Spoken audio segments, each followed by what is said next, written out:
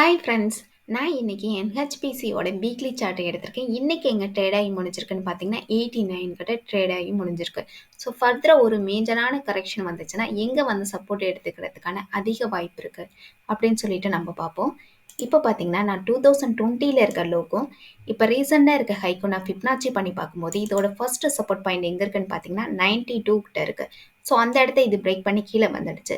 So அடுத்ததா எங்க support இருக்குன்னு பார்த்தீங்கன்னா, 77 கிட்ட இருக்கு. ஸோ 77ல தான் இது சப்போர்ட் எடுத்துக்கிட்டு ஸோ ஃபர்தராக ஒரு அப்வர்ட் கொடுத்துருக்கு. இப்போ வந்து 89 கிட்ட ட்ரேட் ஆகிட்டு இருக்கு. எப்போ வந்து 77 பிரேக் பண்ணி கீழே வருதோ அப்போ வந்து நம்ம 65 வரைக்கும் எதிர்பார்க்கலாம். ஸோ அது வரைக்கும் கரெக்ஷனுக்கான பாசிபிள் இல்லை.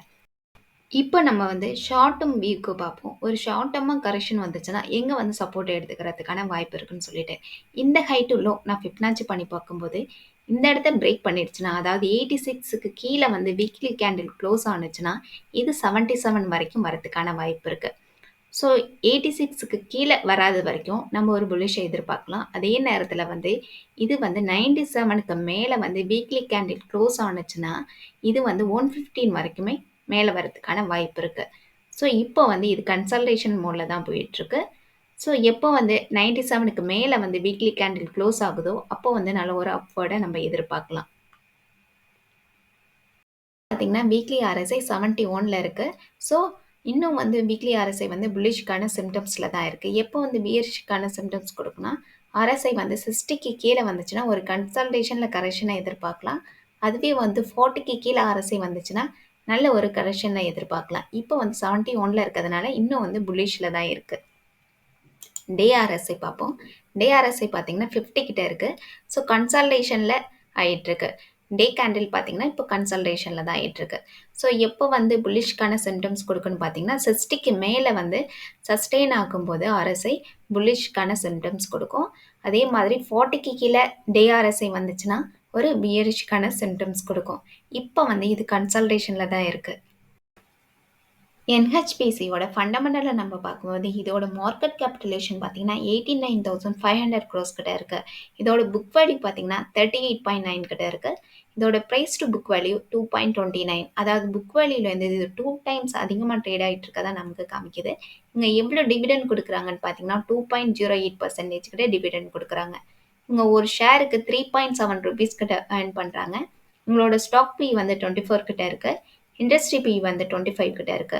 ROC பார்த்தீங்கன்னா 8.49% கிட்ட இருக்கு. ROE வந்து 10.8% கிட்ட இருக்கு.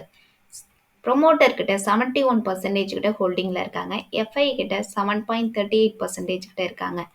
லாஸ்ட் 3 இயர்ஸில் FII வந்து 3.4% கிட்ட அவங்களோட ஸ்டேக்கை இன்க்ரீஸ் பண்ணியிருக்காங்க. கரண்ட் ரேஷியோ பார்த்தீங்கன்னா 2க்கு மேலே இருந்து இருக்கணும். இது வந்து 1.24 கிட்ட தான் இருக்குது. பிஜி ரேஷியோ பார்த்தீங்கன்னா 1க்கு கீழே இருந்துச்சுன்னா அதனால ஃபேரான ப்ரைஸில் ட்ரேட் ஆகிட்டு இருக்கிறதா அர்த்தம். இது வந்து 2.55 கிட்ட இருக்குது. இன்ஸ்டிக் வேல்யூ வந்து 50 கிட்ட இருக்கிறதா காமிக்கிறாங்க. இதை பேஸ் பண்ணி நம்ம வந்து பை செல் பண்ணக்கூடாது. ஜஸ்ட் ஒரு கிராஸ் வெரிஃபை பண்ணிக்கலாம். இவங்கள்ட்ட ஃப்ரீ கேஷ் ஃப்ளோ வந்து 74 கிட்ட இருக்குது. இவங்க லாஸ்ட் 3 இயர்ஸில் இவங்க வந்து 2% கிட்ட இவங்களோட சேல்ஸ் க்ரோத் காமிச்சிருக்காங்க. லாஸ்ட் 3 இயர்ஸில் இவங்க வந்து ப்ராஃபிட் வந்து 6% கிட்ட காமிச்சிருக்காங்க.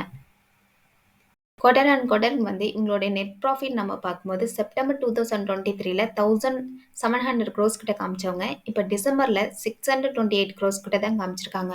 ஸோ லாஸ்ட் குவார்ட்டரோட இப்போ கம்பேர் பண்ணும்போது 1000 crores வந்து இவங்க வந்து இவங்களுடைய நெட் ப்ராஃபிட் வந்து ரெடியூஸ் ஆகிருக்கு. சேல்ஸும் பார்த்தீங்கன்னா செப்டம்பரில் 2931 crores கிட்ட காமிச்சிருக்காங்க. டிசம்பரில் வந்து 2050 crores கிட்ட தான் காமிச்சிருக்காங்க.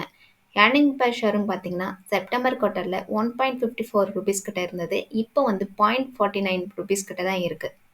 இயர் ஆன் இயர் நம்ம பார்க்கும்போது எங்களோட நெட் ப்ராஃபிட் வந்து மார்ச் 2023யோட இப்போ கம்பேர் பண்ணும்போது கிட்டத்தட்ட வந்து 100 crores கிட்ட எங்களுடைய நெட் ப்ராஃபிட் வந்து ரெடியூஸ் ஆகிருக்கு.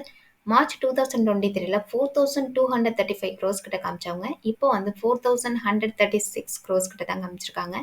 சேல்ஸும் பார்த்தீங்கன்னா மார்ச் 2023ல 10,600 crores கிட்ட காமிச்சவங்க இப்போ வந்து 9,773 crores கிட்ட தான் காமிச்சிருக்காங்க. ப்ரொமோட்டர் கிட்ட 71% கிட்ட ஹோல்டிங்கில் இருக்காங்க. FI வந்து 7.38% கிட்ட ஹோல்டிங்கில் இருக்காங்க. DA கிட்ட 13.4% கிட்ட ஹோல்டிங்கில் இருக்காங்க. கவர்மெண்ட் கிட்ட 1.53% கிட்ட ஹோல்டிங்கில் இருக்காங்க. பப்ளிக் கிட்ட 6.73% கிட்ட ஹோல்டிங்கில் இருக்காங்க. உங்களுக்கு இந்த வீடியோ பிடிச்சிருந்துச்சுன்னா லைக் பண்ணுங்கள், சப்ஸ்கிரைப் பண்ணுங்கள். இந்த வீடியோ பார்த்தீங்கன்னா எஜுகேஷன் பர்பஸ்க்காக தான். நீங்கள் ஃபர்தராக இன்வெஸ்ட்மெண்ட் பண்ணணும்னு நினச்சிங்கன்னா உங்களுடைய ஃபினான்சியல் அட்வைசரை கன்சல்ட் பண்ணிக்கிட்டு பை பண்ணுங்கள், செல் பண்ணுங்கள். தேங்க்யூ.